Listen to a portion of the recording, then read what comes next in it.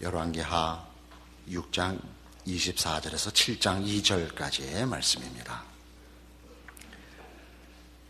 이후에 아람왕 베다낫이 그의 온 군대를 모아 올라와서 사마리아를 에워싸니 아람 사람이 사마리아를 에워싸므로 성중이 크게 줄여서 나귀머리 하나에 은 80세겔이요 비둘기똥 4분의 1갑에 은 5세겔이라 하니 이스라엘 왕이 성 위로 지나갈 때에 한 여인이 외쳐 이르되 나의 주 왕이여 도우소서. 왕이 이르되 여호와께서 너를 돕지 아니하시면 내가 무엇으로 너를 도우랴? 타작마당으로 말미암아 하겠느냐? 포도주 틀로 말미암아 하겠느냐 하니라. 또 이르되 무슨 일이냐 하니 여인이 대답하되 이 여인이 내게 이르기를 내 아들을 내놓아라. 우리가 오늘 먹고 내일은 내 아들을 먹자 하매 우리가 드디어 내 아들을 삶아 먹었더니 이튿날에 내가 그 여인에게 이르되 네 아들을 내놓아라. 우리가 먹으리라 하나 그가 그의 아들을 숨겼나이다 하는지라. 왕이 그 여인의 말을 듣고 자기 옷을 찢으니라. 그가 성 위로 지나갈 때에 백성이 본즉 그의 속살에 굵은 배를 입었더라. 왕이 이르되 사밧의 아들 엘리사의 머리가 오늘 그 몸에 붙어 있으면 하나님이 내게 벌 위에 벌을 내리실지로다 하니라. 그때 엘리사가 그의 집에 앉아있고 장로들이 그와 함께 앉아있는데 왕이 자기 처소에서 사람을 보냈더니 그 사자가 이르기 전에 엘리사가 장로들에게 이르되 너희는 이 살인한 자의 아들이 내 머리를 베려고 사람을 보내는 것을 보느냐? 너희는 보다가 사자가 오거든 문을 닫고 문 안에 들이지 말라. 그의 주인의 발소리가 그의 뒤에서 나지 아니하느냐 하고 무리와 말을 할 때에 그 사자가 그에게 이르되 왕이 이르되 이 재앙이 여호와께로부터 나왔으니 어찌 더 여호와를 기다리리요? 엘리사가 이르되 여호와의 말씀을 들을지어다. 여호와께서 이르시되 내일 이맘때에 사마리아 성문에서 고운 밀가루 한 스아를 한 세겔로 매매하고 보리 2스아를 한 세겔로 매매하리라 하셨느니라.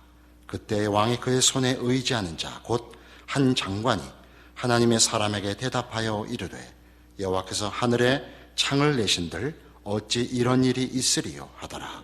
엘리사가 이르되 내가 내 눈으로 보리라. 그러나 그것을 먹지는 못하리라 하니라. 북왕조 이스라엘의 수도인 사마리아를 이제 아람이 둘러싸서 그 공격이 엄중해서 성중이 줄이게 됐습니다. 그 나귀 머리 하나에 은 80세겔이고 비둘기똥 4분의 1갑에 은 5세겔이라 이렇게 되어 있습니다.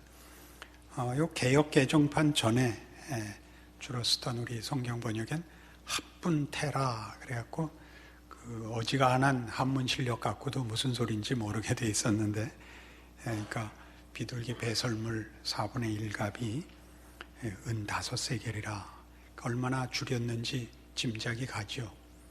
그 이후에 나오는 내용은 더합니다. 자기 아들을 삶아 먹었다. 그런 표현까지 나오게 대단히 참혹한 지경에 이르고 있습니다. 이 곤경에 대하여 이스라엘 왕의 태도가 그런데 대단히 괴이합니다. 그는 이 문제를 하나님 탓으로 돌리고 있는 것을 보게 됩니다. 26절 보시면 이스라엘 왕이 성 위로 지나갈 때 한 여인이 외쳐 이르되 나의 주 왕이여 도우소서. 왕이 이르되 여호와께서 너를 돕지 아니하시면 내가 무엇으로 너를 도우랴. 하나님 탓이다. 나한테 뭐라 그러지 마라. 이런 말도 하고, 또 30절에 보면 그 아이를 잡아먹은 그 소송에 대하여 왕이 그 여인의 말을 듣고 자기 옷을 찢으니라. 그가 성 위로 지나갈 때 백성이 본즉 그의 속살에 굵은 배를 입었더라. 그러니까 참혹한 현실을 그가 공감하고 참여하고 있습니다마는 책임은 이렇게 전가합니다. 31절 왕이 이르되 사밧의 아들 엘리사의 머리가 오늘 그 몸에 붙어 있으면 하나님이 내게 벌 위에 벌을 내실지로다. 그러니까 엘리사를 저주하는 것은 엘리사가 하나님의 종이기 때문이고 이 모든 참혹한 현실은 하나님 탓입니다라는 그 분노와 저항을 명백하게 보이고 있습니다. 엘리사가 나중에 이 문제를 하나님이 해결하셔서 내일 이맘때가 되면, 그러니까 24시간 내에 이제 이 모든 문제가 해결이 되고 좋은 스테이크 10인분에 200원 하고 햄버거 같은 거는 공짜로 먹을 겁니다 라는 식의 얘기를 하자 7장 2절에 보면 그때 왕이 그의 손에 의지하는 자 곧 한 장관이 하나님의 사람에게 대답하여 이르되 여호와께서 하늘에 창을 내신들 어찌 이런 일이 있으리요. 그러니까 하나님이 하늘에 창을 열어도 하늘에 있는 것을 쏟아 부어도 그렇게까지는 못할 것입니다. 지금 이 줄여 있는 것을 채우고 넘치게 하지 못할 것입니다. 조금 더 깊은 의미로 하나님이 그렇게 하실 수 있었다면 여태껏 뭘 하고 있었단 말입니까? 라는 얘기까지 포함된 그 부정적인 답을 냅니다. 엘리사가 뭐라 그랬다고요? 내 눈으로 볼 것이다. 그러나 너 먹지는 못한다. 실제로 적군이 물러가고 이제 그 적군이 물러가고 그 군량미랑 군수품이랑 남겨놓은 것을 서로 가지려고 백성들이 성문으로 뛰어나갈 때 밟혀서 죽고 맙니다. 이 일들은 열왕기서가 기록될 때 그 최초의 독자가 그 포로된 이스라엘 백성이었다는 것을 기억해야 합니다. 포로된 이스라엘 백성들이 이 사건을 알고 있는 이스라엘 백성들입니다. 경험을 한 세대로부터는 한참 떨어졌지만 이건 워낙 큰 사건 아닙니까? 아이를 잡아먹을 만큼 굶주렸던 곤경과 그 곤경을 단번에 바꾸어 모든 물건이 넉넉해지는 그런 기적 같은 결과를 보았으므로 이스라엘 백성들에게는 잊을 수 없는, 우리 보통 얘기하는 살수 대첩하는 식으로 귀주 대첩, 한산 대첩하는 식으로 후손들에게 전달된 내용이요, 다 알고 있는 내용입니다. 다시 말해서 이 모든 것은 역사적 사실이었던 것입니다. 어떤 역사적 사실이죠?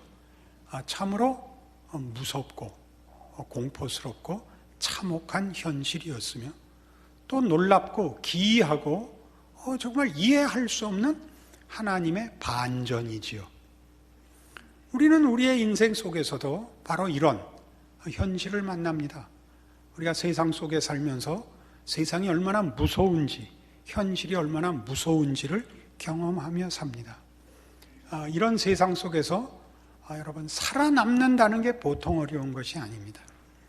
정직하고 겸손하고 양보하고 정직하고는 살아남을 수 없을 만큼 세상은 무섭습니다. 자기 아이를 잡아먹어야 될 만큼의 참혹한 요구를 하는 것이 우리가 직면하고 있는 현실입니다. 우리 아이를 키우는 것도 어렵습니다. 올바로 아이가 클 수 있는 환경은 없고 무시무시한 환경만 있습니다.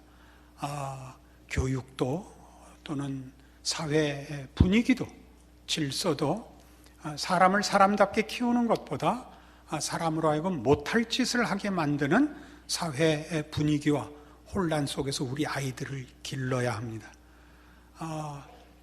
무슨 공부를 그렇게 하루 종일 시켜야 되는지 이해가 안 가고, 그렇게 하루 종일 초등학교 들어가기 전부터 대학 졸업하고 대학원 보내고 그렇게 공부를 열심히 시켰는데도 왜 그렇게 하나도 안 훌륭해지는지, 그것도 참 기이한, 그러나 한마디로 이건 아닙니다, 이래야 됩니다 라고 답할 만큼 간단하지 않은 현실을 우리가 삽니다. 우리는 사실 신자로서 더욱 우리가 살고 있는 현실이 공포스럽습니다. 부정할 수도 없고 거부할 수도 없고 그렇다고 타협할 수도 없고 외면할 수도 없고 매일매일 정말 무섭도록 엄중하게 매일 와서 문을 두드립니다. 매일 아침 눈을 떠야 하고 하루를 살아야 하고 피곤한 몸을 눕혀야 합니다. 그러나 우리는 여기서 이런 기록을 기록한 성경이 가지는 중요한 조금 깊은 답을 만납니다. 그 답은 뭐냐면 우리가 살면서 보는 세상이 우리에게 펼쳐 보이는 것이 현실이 전부는 아니다 하는 사실입니다. 요한계시록 1장에 찾아가 보겠습니다. 성경 맨 끝책 398페이지에 오시면 마지막 신약 성경 요한계시록 1장 9절입니다.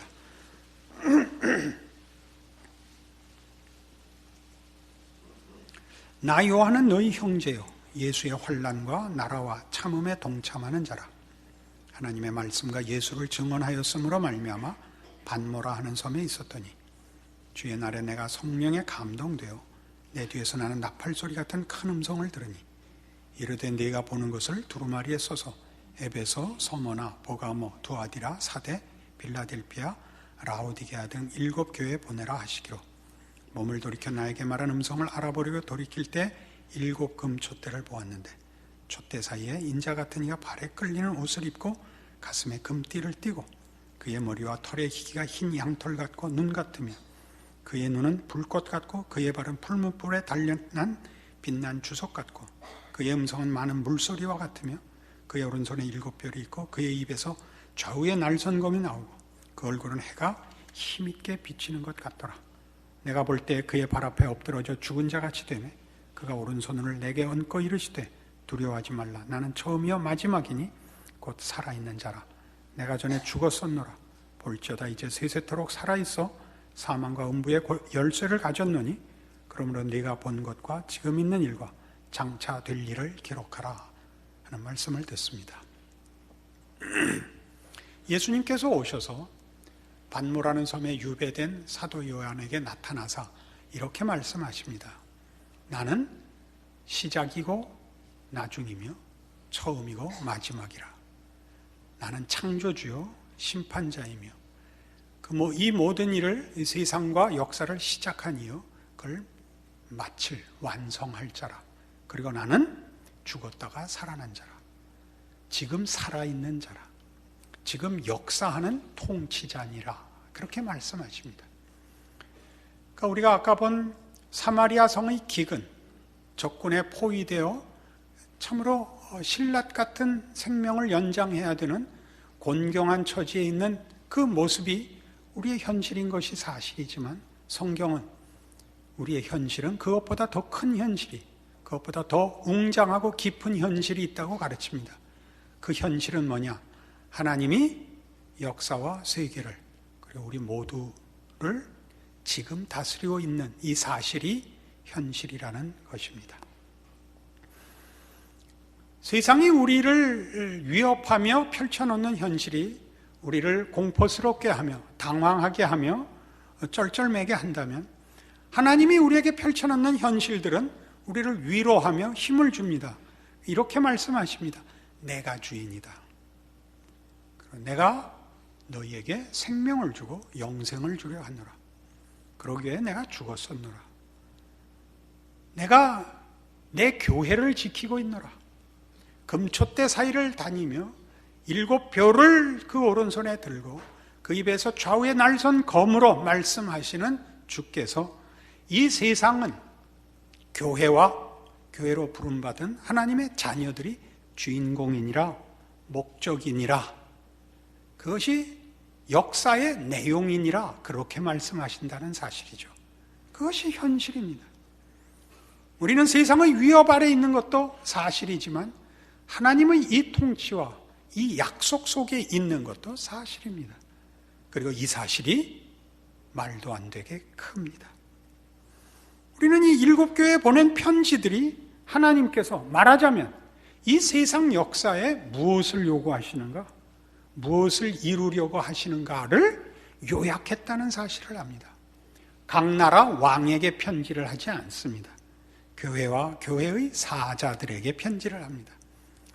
나는 세상 나라를, 역사를 이렇게 인도하려 하고 내가 주인이며 내가 그 결국을 만들어낼 심판자이니 너희는 내 말을 들어라 이겁니다. 그는 어떤 권세를 갖고 말씀하시는가? 2장 1절 이런 권세로 말씀하십니다. 에베소 교회의 사자에게 편지하라. 오른손에 있는 7뼈를 붙잡고 7 금 촛대 사이를 거니시는 이가 가라사대입니다. 교회를 지키시는, 교회 안에 거하시는 입니다. 교회는 뭐라고요? 이 세상 나라의 역사와 내용의 주인입니다. 세상의 나라들이 서고 정권들이 서는 것은 하나님의 이 큰 일의 조역에 불과합니다. 그 주역은 교회입니다. 이 나라와 이 시대가 누구 손에 있느냐? 그러면 물론 하나님 손에 있고 그 하나님의 손길은 교회에 있습니다. 이 나라의 장래를 걱정하십니까? 이 나라의 현실을 걱정하십니까? 여러분 스스로 하나님의 손길로서 여러분의 인생과 현실을 하나님 앞에 바치십시오. 여러분이 신자로서 약속의 사람으로 존재하십시오. 하나님이 이 나라와 이 시대와 역사를 지키실 것입니다. 2장 8절에는 이렇게 나옵니다. 서머나 교회 사자에게 편지하라. 처음이며 마지막이며 죽었다가 살아나신 이가 이르시됩니다. 죽었다가 살아나신 이가 뭐죠? 부활하신 이입니다. 죽음을 이기시는 이요 죽은 자를 살리시는 이가 말씀하시기를. 오늘 우리 열왕기에서 본 본문이었죠. 합훈태 4분의 1값에 비둘기 배설물 4분의 1값에 은 5세겔입니다. 그러나 이제 고운가르 한 스아에 한 세겔 할 것입니다. 누가 그렇게 하죠? 죽은 자를 살리시는 하나님의 능력이 그렇게 할 것입니다. 이스라엘 왕의 실수는 무엇이었죠? 여호와께서 잠잠하신데 난들 어떻게 하란 말이냐? 그 왕의 시종은 뭐라고 말을 했죠? 하나님이 하늘에 창을 낸들 어찌 이런 일이 있겠느냐? 하나님이 실제로 하늘에 창을 내고 어떻게 했죠? 좋은 고기들을 쏟아 부어서 깔려 죽었죠. 고기를 보긴 하고 먹지는 못하는 결과를 보았습니다. 죽었다가 살아나신 이가 말씀하십니다. 이 사실을 기억하지 못한다면 우리의 현실은 두려울 수밖에 없습니다. 불안할 수밖에 없습니다. 그러나 이 사실을 안다면 여러분을 걱정시킬 수 있는 것은 없습니다. 3장 7절은 이렇게 얘기합니다. 빌라델피아 교회의 사자에게 편지하라. 거룩하고 진실하사 다윗의 열쇠를 가지시니 곧 열면 닫을 사람이 없고 닫으면 열 사람이 없는 그가 이르시되. 그분만이 역사의 진로를 정하십니다. 참다운 역사의 목표를 정하시고 이루실 수 있습니다. 그것이 누구에게 주어졌느냐? 8절에 있는 바와 같이 빌라델피아 교회에 주어졌습니다. 볼지어다 내가 네 앞에 열린 문을 두었을 때 능히 닫을 사람이 없으리라. 이게 성도들의 현실입니다. 성도된 신자, 신앙의 특권이죠. 책임이죠. 기적이죠. 이걸 놓고 산다면 우리는 신앙인일 필요가 없습니다. 그 신앙을 어디다 쓸 것입니까? 3장 14절에는 라오디게아 교회의 사자에게 편지하라. 아멘이시오 충성되고 참된 증인이시오 하나님의 창조의 근본이신 이가 이르시되. 그는 창조자입니다. 없는 것을 만들어내시는 분이십니다. 그가 이 명령을 내리십니다. 뭐에 관심을 갖고 있나 보시겠습니까? 2장 13절 무엇에 관심을 갖고 있나 보십시오. 네가 어디에 사는지를 내가 안다. 내가 안다. 네가 어디 사는지 내가 안다. 19절 내가 네 사업과 사랑과 믿음과 섬김과 인내를 안다. 여기 사업은 봉사를 의미합니다. 내가 네 봉사와 사랑과 믿음과 섬김과 인내를 안다. 우리의 관심은 뭐죠? 고통과 형통과 자랑이죠. 그렇죠? 우리의 관심은. 주께서는 거기에 관심이 없으십니다. 정치와 경제와 사회와 교육에 관심이 있지 않고 신앙생활을 하는 거에만 전혀 관심이 있습니다. 3장 11절은 내가 속히 오리니 네가 가진 것을 굳게 잡아 아무도 네 면류관을 빼앗지 못하게 하라. 면류관을 빼앗지 못하게 하라 그랬으니까 네가 가진 것은 면류관을 받을 일에 해당하는 것이겠죠. 전혀 신앙의 문제입니다. 여러분이 신자라는 것은 대단히 중요한 것입니다. 여러분의 매일이라는 일상을, 오늘이라는 하루를 신앙인으로 살 것이냐 말 것이냐보다 더 중요한 것은 없습니다. 닥친 위기를 어떻게 해결할 것이냐는 2차적인 문제라는 사실이죠. 신자의 인생은 신앙적이지 않은 것이 없다는 뜻입니다. 하나님을 믿고 살 것이냐, 하나님 없이 살 것이냐 밖에 없습니다. 고통을 면하기 위하여, 내가 이 문제를 해결하여 편하기 위하여 세상의 위협과 세상이 요구하는 시험에 타협할 것이냐, 믿음으로 버틸 것이냐인데, 여기서 믿음으로 버틴다는 것은 외면하고 현실에서 도피한다는 뜻 아닙니다. 믿음이라는 이름으로 그냥 큰 소리를 친다는 뜻이 아닙니다. 현실은 신자에게도 동일한 권세를 가지고 옵니다. 고통은 견디기 어렵고 위기는 해결하지 않고서 다른 방법이 없습니다. 그러나 성경이 얘기하는 것은 고통과 위기를 면하는 것이 답이냐 이렇게 묻습니다. 고통과 위기가 어떤 의미에서 신앙과 연결되느냐 하는 것이죠. 여러분이 실패와 절망으로 하나님을 찾아간다면 그 실패와 절망은 결코 불운한 것이 아닐 것입니다. 그러나 여러분이 넉넉하고 승리해서 하나님을 잊는다면, 찾아갈 필요가 없다면 그것은 분명히 성공이 아닙니다. 이 얘기를 하자는 것이죠. 하나님은 우리를 이상하게 이 현실 속에 두고 있습니다. 우리는 시간과 공간의 제약을 받으며 우리가 사는 시대와 사회 속에 놓여 있습니다.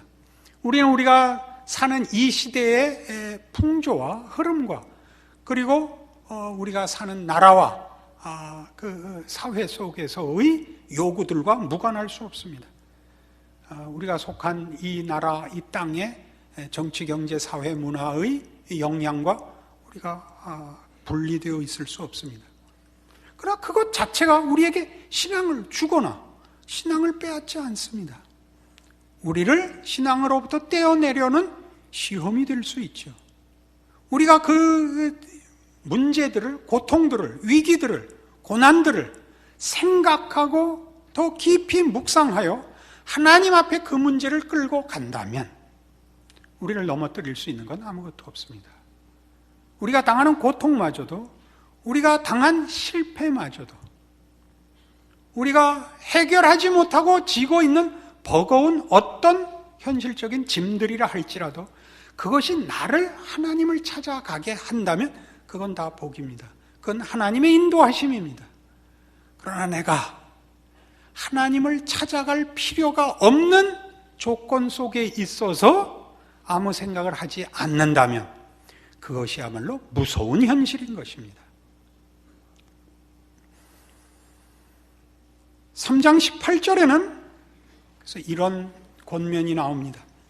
내가 너를 권하노니 내게서 불로 연단한 금을 사서 부여하게 하고 흰옷을 사서 입어 벌거벗은 수치를 보이지 않게 하고 안약을 사서 눈에 발라 보게 하라.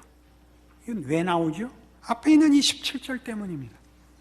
네가 말하기를 나는 부자라 부여하여 부족한 것이 없다 하나 네 곤고한 것과 가련한 것과 가난한 것과 눈먼 것과 벌거벗은 것을 알지 못하는도다. 우리는 이 성경의 지적을 통하여 우리의 현실을 다시 한번 분석할 필요가 있습니다. 우리의 분석은 고통을 기준하고 세상적 자존심에 근거하고 있을 뿐입니다. 자랑할 것과 여유 있을 것 외에 우리의 관심은 1차적으로 없습니다. 그러나 여러분이 신앙인이라면, 하나님을 아버지라고 고백한다면 우리는 하나 더 생각해야 됩니다. 우리는 신앙인인가? 매일매일 허락되는 오늘이라는 시간을 하나님의 사람으로 존재하는가? 그 고통과 실패와 생각해야 되는 모든 걱정들을 끌어안고 현실을, 하나님을 불러 하나님 앞에 현실을 바치고 있는가? 이렇게 물어봐야 됩니다. 저는 여러분에게 쉽게 세상적인 현실의 어려움들을 신앙이라는 이름으로 하나님께 떠넘길 수 있다고 얘기하는 것 아닙니다. 하나님을 찾기만 하면 현실적인 어려움이 다 해결된다는 얘기를 하는 것도 아닙니다. 우린 그걸 끌어안아야 됩니다. 하나님을 섬기는 자로서 우리의 현실을 끌어안으셔야 됩니다. 그러면 그 죽음이 우리에게 부활 생명을 만들어낼 것이며, 우리를 괴롭히는 것들이 우리를 연단하여 불러 연단한 금이 되게 할 것입니다. 그것이 성경이 오늘 우리에게 요구하고 약속하는 것들입니다. 만일 우리가 이 신자의 신앙 현실을 놓친다면 우리는 하나님의 통치와 우리의 신앙 고백을 헛되게 만드는 것이 됩니다. 현실에 우리의 신앙을 도입하고 우리의 현실을 하나님 앞에 끌고 가 하나님이 나에게 허락하신 믿음으로 내가 사는 현실을 통치하게끔 맡길 수 없다면 우리는 역사를 중지하고 하루라는 현실을 외면하고 건너뛰는 사람이 될 것입니다. 말하자면 그것은 존재하지 않는 존재가 되는 것입니다. 매일매일의 삶은 하나님이 내 편을 드느냐 아니냐, 내 기도에 응답하느냐 안 하시느냐의 문제가 아닙니다. 하나님은 늘 함께 하십니다. 하나님의 하나님 되심과 그 능력과 신실하심은 중단되지 않습니다. 문제는 우리가 잘못 느끼고 있다는 사실일 뿐입니다. 하나님 앞에 여러분의 매일을 바치십시오. 만일 그렇게 하지 않는다면 우리의 신앙은 공허해지죠. 그것은 금욕주의로 가거나 도덕주의로 가거나 종교적 미덕에 불과해집니다. 구호가 되고 명분이 될 수는 있을지 몰라도 한 생명을 현실에서 살아 움직이게 하지 못합니다. 이 싸움을 하십시오. 이 싸움 쉽지 않습니다. 이 싸움 하십시오. 다른 사람이 한 것 보는 것으로 만족하지 마십시오. 여러분 스스로가 이 신앙의 싸움을 싸우십시오. 매일의 싸움이 하나님을 모신 기적의 인생이 되게 하십시오. 그리하여 하나님이 지금 세계와 역사의 주인인 것을 보십시오. 누리십시오. 계시록 2장 10절은 그래서 우리에게 이런 권면을 합니다. 이 권면을 여러분들이 기억하시기 바랍니다. 너는 장차 받을 고난을 두려워하지 말라. 볼지어다 마귀가 장차 너희 가운데서 몇 사람을 옥에 던져 시험을 받게 하리니 너희가 10일 동안 환난을 받으리라. 네가 죽도록 충성하라. 그리하면 내가 생명의 면류관을 네게 주리라. 고난을 약속받고 있습니다. 환난을 약속받고 있습니다. 그러나 그것은 면류관을 얻는 유일한 과정입니다. 여러분의 신자된 인생과 현실을 믿음으로 깨우치시는 오늘의 말씀이고, 그 믿음으로 살아내시는 하나님의 역사를 여러분의 인생으로 써가는 귀한 인생 되기를 바랍니다. 기도하십시다. 하나님 아버지 은혜를 감사합니다. 하나님이 역사와 세상의 주인이십니다. 그리고 우리의 아버지이십니다.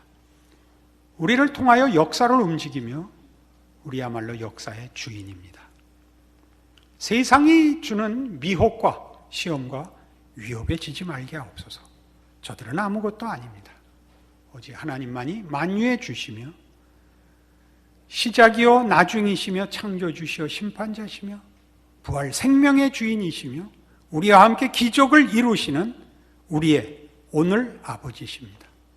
이 믿음으로 우리의 삶을 바치고 더욱 중요하게 매일매일을 하나님의 자녀로 사는 믿음의 순종과 기적의 하루를 또한 주시는 우리 하나님임을 믿게 하시고 따르게 하옵소서.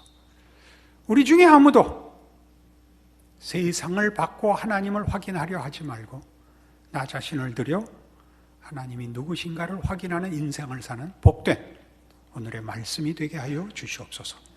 예수님 이름으로 기도합니다. 아멘.